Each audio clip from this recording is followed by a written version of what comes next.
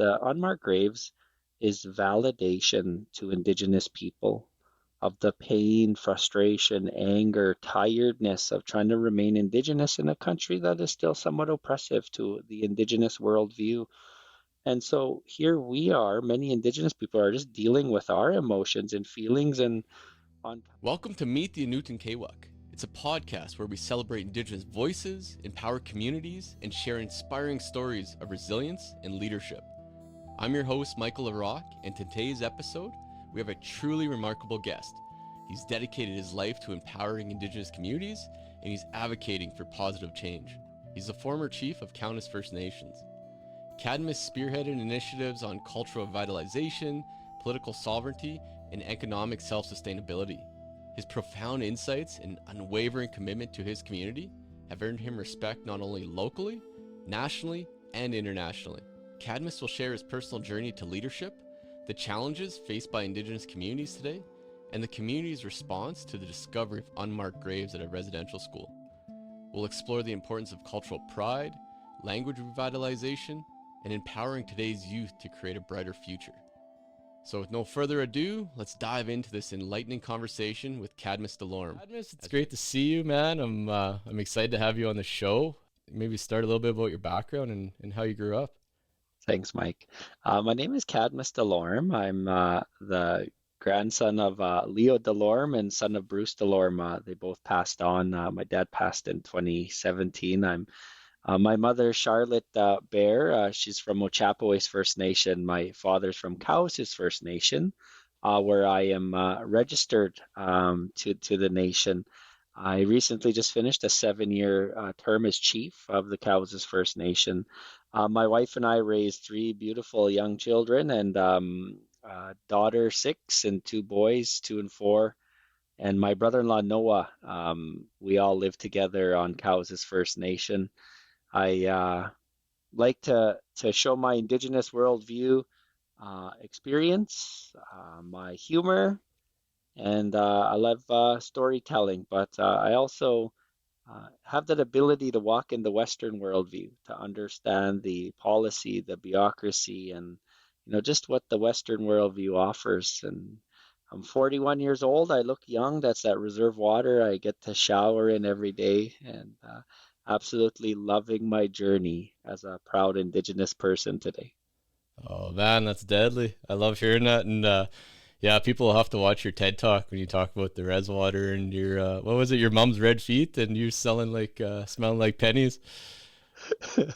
The rust water made my mom's toes smell like a rust and a red.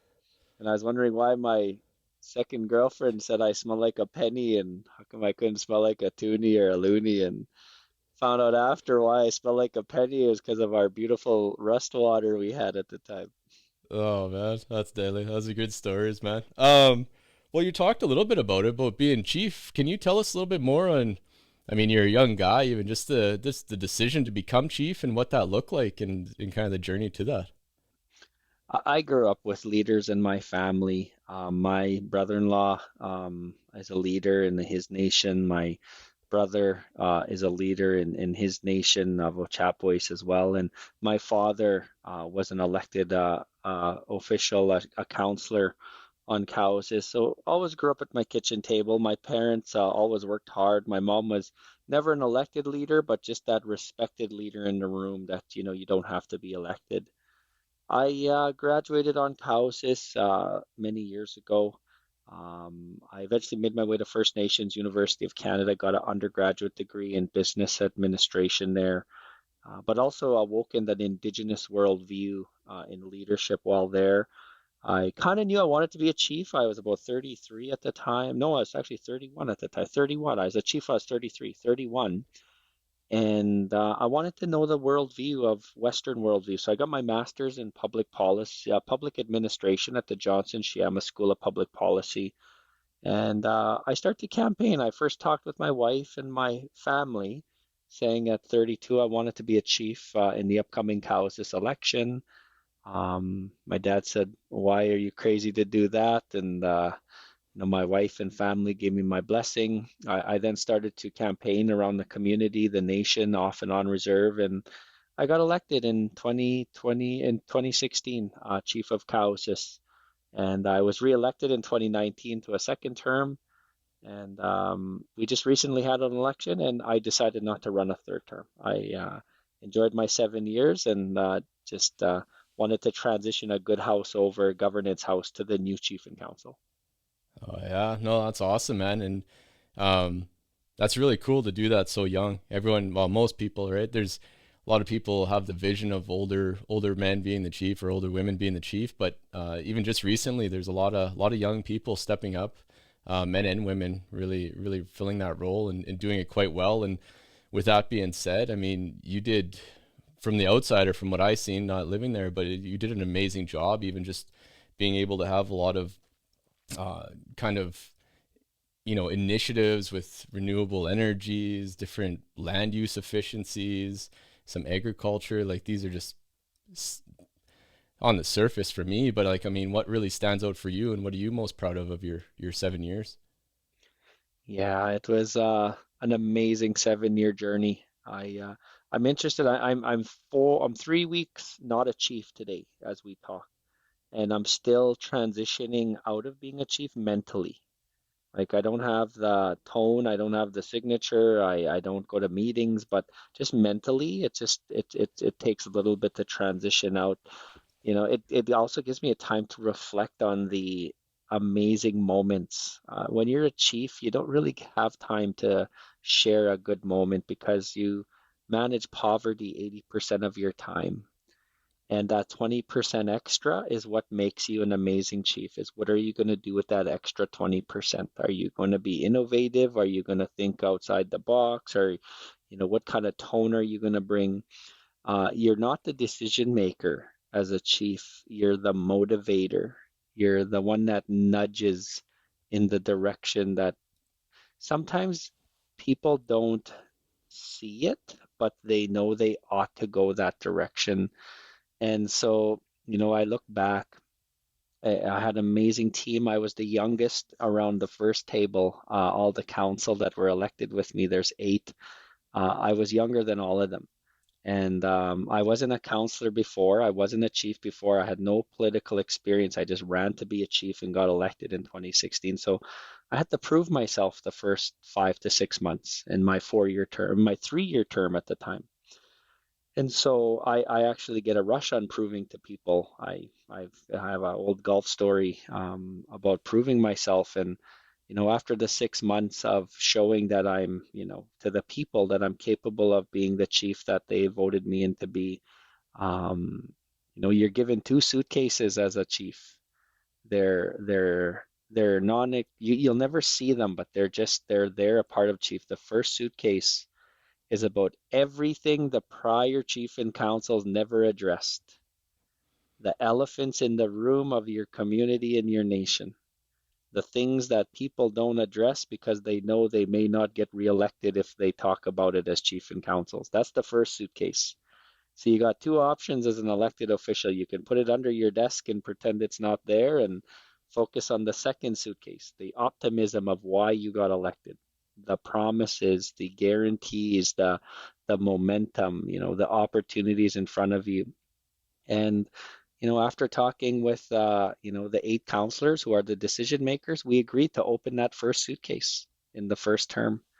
And we had a very uncomfortable conversation about talking about things that should have been talked about 30, 40, 50 years ago, 20, 10 years ago. And we pretty much addressed all of them. Like I can say successfully today when I look back at it, there isn't really no elephants in the room on cows. As I really look forward to seeing what this council and future councils can do now, knowing that we address some pretty historical stuff internally. I'm not talking about the colonization approach the government has had, or the tough. I'm talking about indigenous to indigenous stuff, like our own communities elephant in the room. And then lastly, I had three pillars as a chief. Everything that I wanted to nudge us to go to and get the team to approve and assemble an amazing team to do it was three pillars. The first one was cultural rejuvenation. Every Cowessess member should know who they are. Are you a Nehewak? Are you Anishinaabe? Are you Métis? Because we're very diverse in Cowessess. We're not just one, but your cultural rejuvenation has to happen. The second part was political sovereignty. What jurisdiction are we truly in? Let's not just pound our fists and complain, but let's just define our political sovereignty and where we want to go in the next 50 years, not just in election years, but 50 years. And the third one was economic self-sustainability. How do we be proud of our economics? What economics are we going to focus on? We focused on renewable energy, expanding what we had. We did agriculture. We were not grain farmers 6 years ago, but now today we farm 7,000 acres of grain. We've expanded our cattle industry. We're going to be a very big house when it comes to agriculture in the years to come. Uh, we have a lot of land. We property management. We've done some strategic alliances, and so Cows has created a new governance structure to support all this. And I can go on and on, Mike, but when I look back at it, we did amazing. And it wasn't Chief Delorme, it was Cowessess First Nation. I was just so honored that I got to sit at a place to observe everything and be in every meeting to make sure that we're nudging in the right direction together. Oh man, that's awesome to hear, and I'm really glad to hear. Well, for one, hear the pride in your voice coming off of that, and then even just the things that you have done and that agriculture outlook and what the future looks like. I mean, I work with so many communities and nations now that we always have to go back to that well, right? Like of trying to get money, find grants, find funding, find all these things, but real self-governance is really taking care of yourself, take care of your people, and having that income, right? And having that residual money where you can make those decisions, you make those choices. People aren't pushing around trying to give you X amount of dollars to do certain things. Like, no, we got our money. Don't worry about us. We'll be fine, and be big players in that. It's pretty amazing to see. It's awesome, man. Uh, with all that being said, I mean, in Cowess, I know in 2021, you made some big headlines with the discovery of the unmarked graves at that former Marivelle residential school. Like that was a big one. And how did the community cope with that tragedy? And what kind of steps did you have to take? And what that look like for yourself? hmm it was a moment in our history as Cowessess First Nation that changed us, that we adapted quickly. Growing up as a kid on Cowessess, we have a bingo hall, a hall not too far, and from in the valley by the unmarked graves. And as a kid, my mom would, I'd go to bingo with my mom, and she'd always tell us, "Don't go play over there. There's unmarked graves." People knew. We just never really asked questions of what unmarked graves are, who are they, and it's just they were just there. And the ground radar penetrating 751 hits.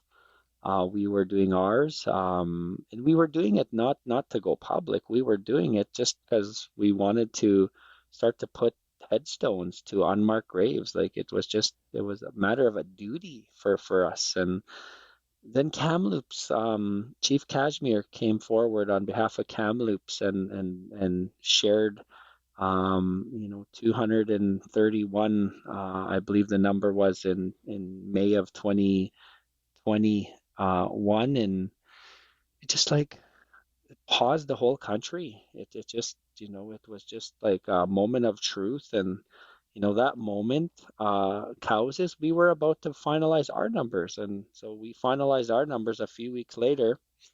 And getting guidance from knowledge keepers and from leadership and from others, we went public with our number just to show that we were working on ours as well. And the amount of local, provincial, national, and international attention, Cowessess was not really ready for that. Like the unmarked graves is validation to Indigenous people. of the pain, frustration, anger, tiredness of trying to remain Indigenous in a country that is still somewhat oppressive to the Indigenous worldview. And so here we are, many Indigenous people are just dealing with our emotions and feelings. And on Cowessess, hundreds of people and media started to show up. And, our immediate reaction was hospitality, because that's who we are as Cowessess people. We'll always try to give the best hospitality, but we didn't have the resources to address our own personal emotions to this at the time.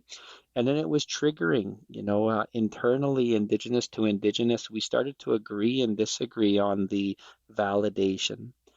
We started to disagree and agree on the numbers and the stories, and it was a lot. And then a few weeks after that, the Prime Minister and Premier came to Cowessess with our invitation. We asked them to come, and it just calmed the moment down that two people who represent the Western world view, Saskatchewan and Canada, came to just be in the moment with us. And it really helped us in the direction that we are today. And today we have um, matured, I believe, as a nation to a different level in our healing journey because of that moment. But that moment was too overwhelming, not enough resources, and too much came at us at once. To go back again, I wish we would have wrote more of the story down. We just all took it with stride. Yeah.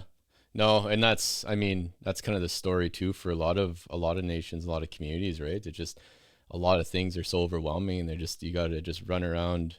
You're just putting out fires, and you don't really get a chance to, well, for one, document any of that and take some lessons and learnings. It's always just next fire, right? And you're just running Mm-hmm. around.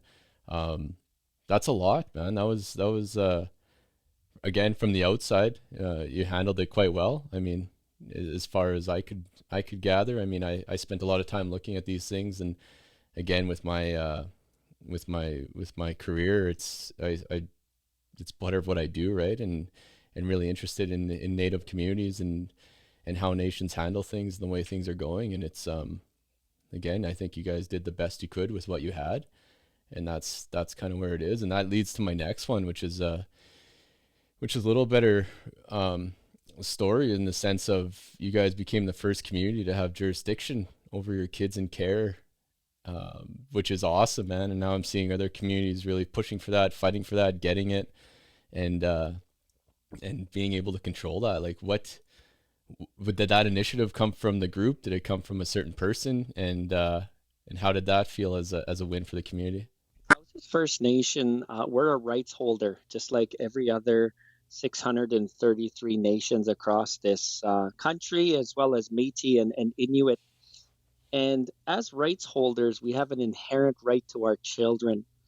In 2017, a year and a little bit after I was elected chief, I was sitting with the community, with the leaders, and we started to assess what we can control in our destiny moving forward, what we can gain strength on.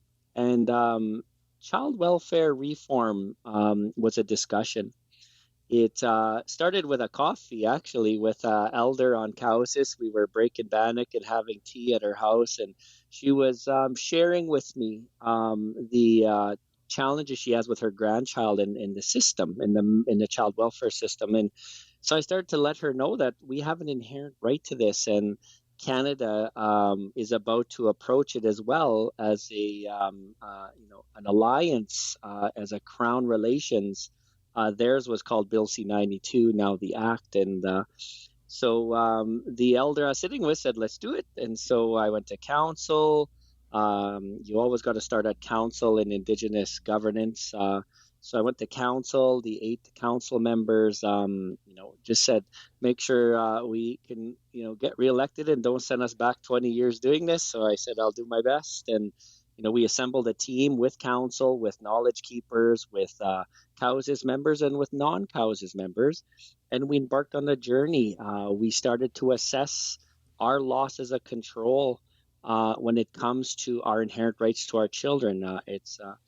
it's something a nation has to do. You have to understand where you're colonized and where you have to decolonize. It's nothing. It's a tough conversation, but it's so. Anyways, we had those conversations, and we eventually created the Mio Pima Tiswin Act, which is the Cowessess child welfare law, means striving for a better life in Cree. We then approached the governments, Saskatchewan and Canada, and said, you have a fiduciary obligation to fund our inherent right law. We have full jurisdiction across this country. We're going to treat our children the same from Nova Scotia to Winnipeg to on the reserve to Calgary. We have a model that has always worked. Your provincial systems are not working. And in July of 2021, Prime Minister Trudeau, Premier Mo came to Cowessess, and the three of us signed in front of the Cowessess members in a beautiful celebration at our arbor, the Mio Pima Tissuin Act, as well as funding for it. And so today, Cowessess is in year 3 of full jurisdiction of controlling our destiny with our model when it comes to children in care. Great, man. I love hearing that. And it was, especially from our last topic, kind of rolling into this one, it's we're really taking that back and taking control of it again, right? And really being able to just have more influence on those kids and get them back, to the ways. And everyone's learning. We're all learning. And I'm trying to. You mentioned elders in Breaking Bannock. Every community I work in now, it's funny, if I ever get pulled over by the cops, they'll be like, "Hey, what are you doing?" I have my my work briefcase is just full of I got pouches of tobacco everywhere, and they're just like, "What are you doing?" But yeah, no, it's pretty special even just to go back to them and start taking this back. So it's great, and a lot of the few communities that I have worked in that are getting the ball rolling and that have this going, they definitely looked for you or to you as the ones that as blazed that trail, right, and did a lot of that work. So it's that's pretty awesome, man. That's a great legacy to have on your record. I guess again, with that being said, man, you decide not to run for a third term. What like looking back now, like just reflecting, I know you had I guess a few weeks now, hey, but what was looking back at it and just like, is there I don't know. Is there a real sense of pride, and what can you take to your learnings into the future, all your future endeavors as your young man? I'm 1 month, 2 days political free. I don't know if there's a public anonymous what is it, a political anonymous I could join. I feel like I need to vent a little bit. I It was an amazing journey. I was 33 when I was elected, and 7 years. When the first term came, it was a blessing.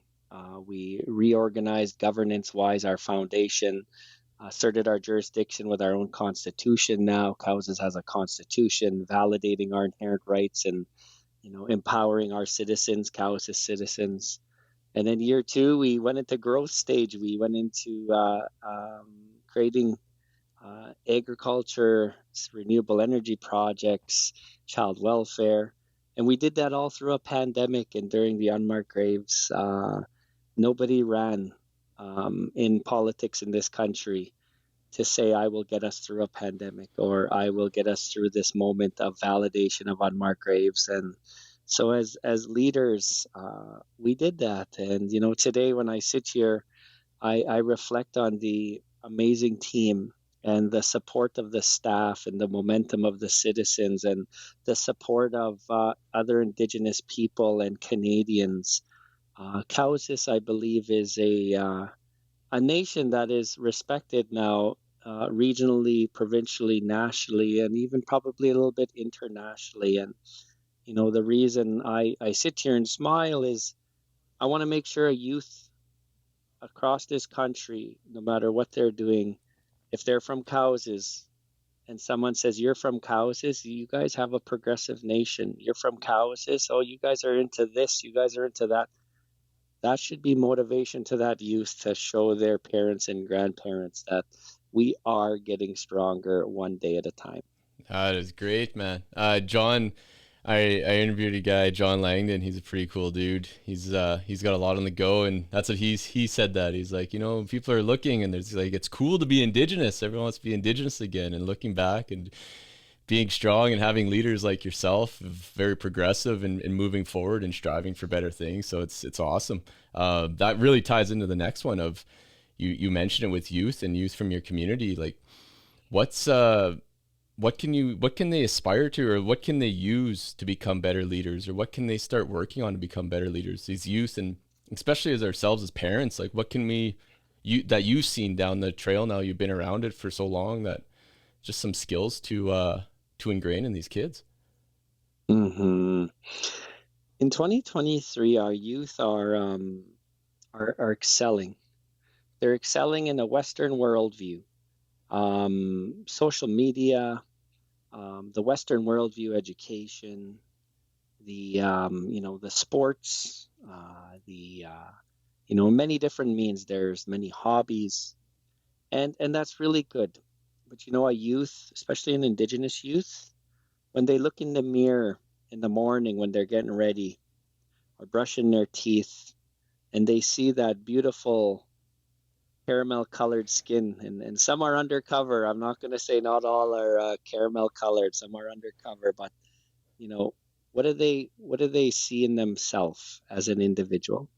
Because 5 generations ago, our great great great grandparents walked this land with that affirmation of who they were, and that pride of who they were.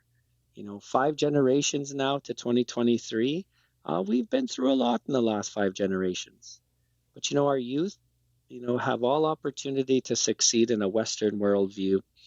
The challenge I find our youth face is more in an Indigenous worldview, in rediscovering who we are. Sometimes as adults and grandparents, and please, I'm saying this with a very open respect, we've kind of become our own worst enemies at time today.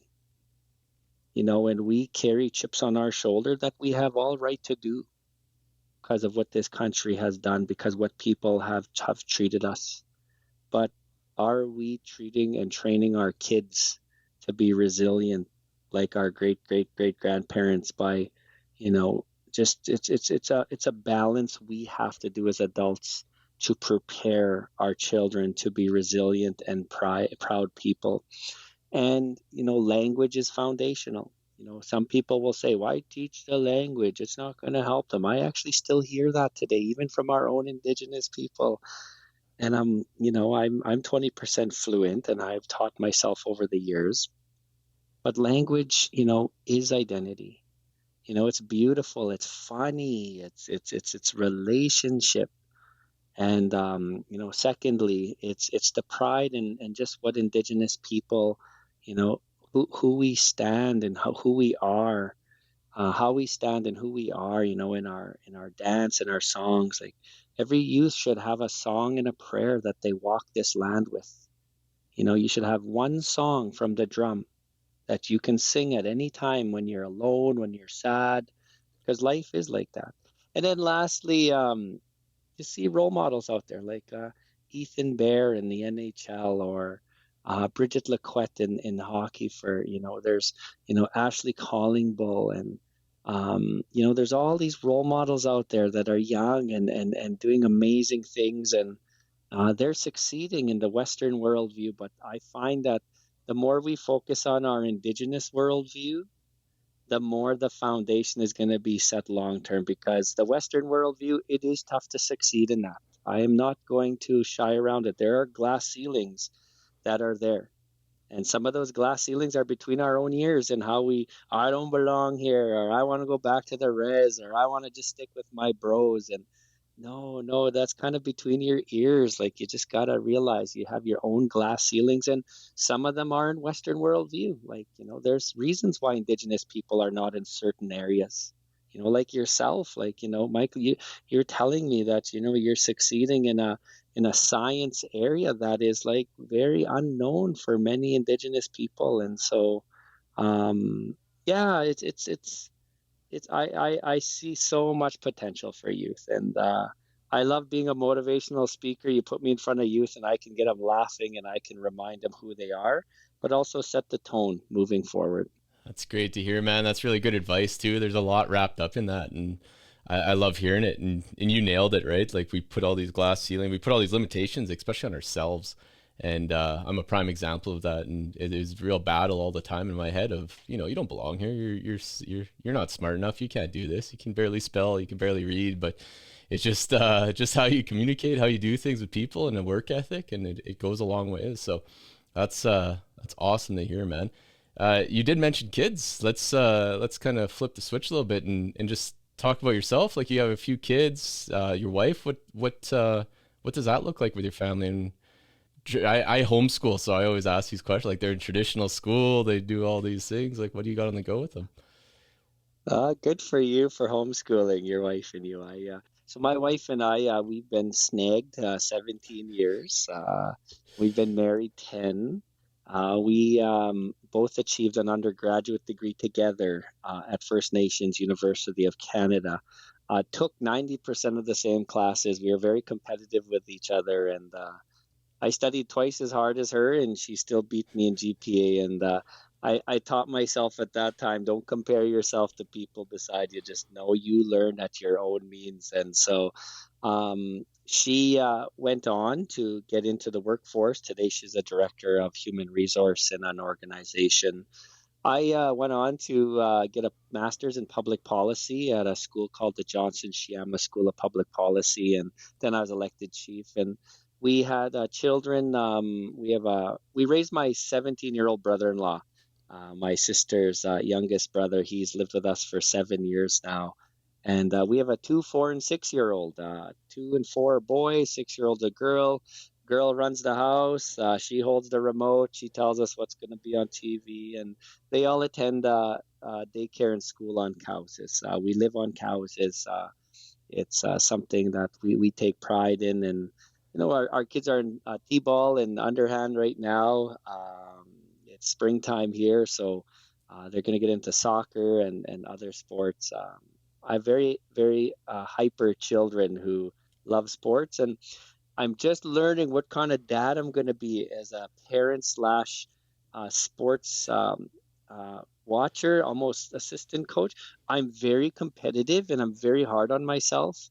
So I'm already in T-ball telling my boy, come on, you could do better than that. I gotta like kick Cadmus, take it easy. This is just T-ball. So I think I'm gonna be one of those parents that are gonna be very animated in my kids' sports. Hey man, I understand that better than anybody. They roped me in. I'm an assistant soccer coach. Never played soccer a day in my life. I'm yelling at these kids, kick the ball, get it in. What are you doing? Yeah, it's pretty intense. That's awesome, man. I'm so grateful too that you're involved with your kids' sports, especially as a father, right? That's really important, and that's a big thing for myself is male role models and having that male influence in their life. And I'm really it's really awesome to hear that you're doing that, and they get to see their dad being part of that, right? Not looking up from the field, seeing their dad looking at his phone or something, but his dad's yelling at him, and that's better. That's awesome. As a coach now, I see it on so many faces. The kids don't even care about the game; they just keep looking back to see what their parents are doing, and most of them are looking down, and it's a bit of a shame, but it's that's a whole nother topic for another day. But I just want to be mindful of your time. I know I just got a couple more, and then we'll let you go. But speaking of role models and male influence, or could be female influence as well. But do you have any maybe just one, even a specific story or kind of a specific moment that you remember of a role model, or even someone that you just looked up to, and how that kind of shaped your journey? Yeah, thank you. There's two approaches to this one. My parents um, are residential school survivors, and they had every reason to raise me with bitterness and mistrust at how Canada has treated them and how they're about to, potentially treat me as a Indigenous person in this country, but they didn't. My parents raised me to be a believer. They raised me to be proud to be Indigenous, but to understand that there's two worlds and you have to succeed in both worlds. And, my parents, with thousands of others, attended residential schools in this country. And, today, each of one that attended is my role model because, we're still trying to be believers today and hope. And so I want to be that beacon of hope in each survivor that I meet and say, listen, I will continue one day at a time. But that's the collective of who my heroes are. Secondly, when I was in university, we had to dissect one poem. And I just tripped on this poem in a book called The Lament for Confederation. It was read at Stanley Park in 1967 by then Chief Dan George. He wrote it and he spoke it at the 100th centennial. And that poem has changed my life. Like that poem is it's my strategic plan. It's something that I need to help accomplish. And in the poem, Chief Dan George started off by thanking Canada for putting Indigenous people in such a disarray. It was a double negative. And then he went on to talk about we're still here. And then he ended off in the poem saying, within 100 years, Canada, Indigenous people will stand in your house of law and rule and to help lead this country. And that was in 1967. Chief Dan George did the Lament for Confederation. I got till 2067 to help implement that. And, that poem has triggered me in the most positive way to always understand what the end goal is. And the Lament for Confederation, it really speaks to the emotional side that we deal with, but also the hope and the perseverance. And, I'm in Treaty 4 and what treaty was meant to be and what would have happened if we fully implemented a treaty relationship, because I love the Western worldview. Like I succeed in the Western worldview today, and I have many, many friends, colleagues. I've, joined many boards, and I've worked in the Western worldview. But I'm also a very proud Indigenous person. In the Indigenous worldview, I got to tone it down a little bit. I'm a little too proud to be Indigenous at times, but I say that with a smile that you can do both worldviews. And when people understand that we can, as Indigenous people, do both worldviews, we are just unlimited to the ceilings that we're going to face. And like the ceilings are going to get lifted. And so those are my two role models that I've learned to date. And I'm only 41, so I know there's many role models out there that I'm still yet to meet. Wow, the way you're heading and the way your things you already did, you're a pretty big role model yourself. So Mhm. that's pretty awesome, man. Um, well, let's wrap this up, buddy. Again, I appreciate your time. The only thing would just be kind of what's the future hold for yourself, and how can people watch or get a hold of you and find you if they need to. Yeah, thank you for listening and thanks for the interview. It's such an honor, such a great podcast you run. And I'm on social media. I am on Facebook, Instagram, Twitter. I have a YouTube channel. I only uploaded about 6 videos so far. I yeah, I do them all. I'm on TikTok, and I find that's when you use it in such a good way. I have a rule for all my social media. If it's not funny or if it doesn't help anybody, I don't post it. And so, people could message me that way. In the short term, I'm going to, stay close to home, be a full-time dad for a little while, learn to relax. My wife has some endeavors that she's dealing with right now, and I'm going to be her very big supportive partner, husband, snag. And I do motivational speeches. I do strategic consulting, helping nations, helping Western worldview. So long term, I want to get into economics. I do believe when a child wakes up and watches their parents get ready for work in the morning, you can change so much in a home fire. So I want to do something in economics to help bridge Indigenous worldview and Western worldview. And maybe one day politics is in my journey again. Maybe it's First Nation politics, maybe it's non-First Nation politics. But I'm 41 years old. I'm just going to enjoy the moment. I had an amazing 7-year journey as chief. I have a mom that I visit almost every day. As a chief, you don't really put your family first all the time because your family becomes all your Cowessess members. So now I just get my immediate family again, and I'll be doing that for the short term. Oh, that's great to hear, man. Well, like I say, I think you got politics. Yeah, we didn't even scratch the surface here. You got connections to the king now. You got all kinds of stuff, buddy. You got world's your oyster. But maybe for another day. Maybe for another day. But again, I really appreciate your time. I appreciate everything you did in your time as chief, and can only imagine what the future holds. So, again, we really appreciate it, and thank you. Thank you, Michael.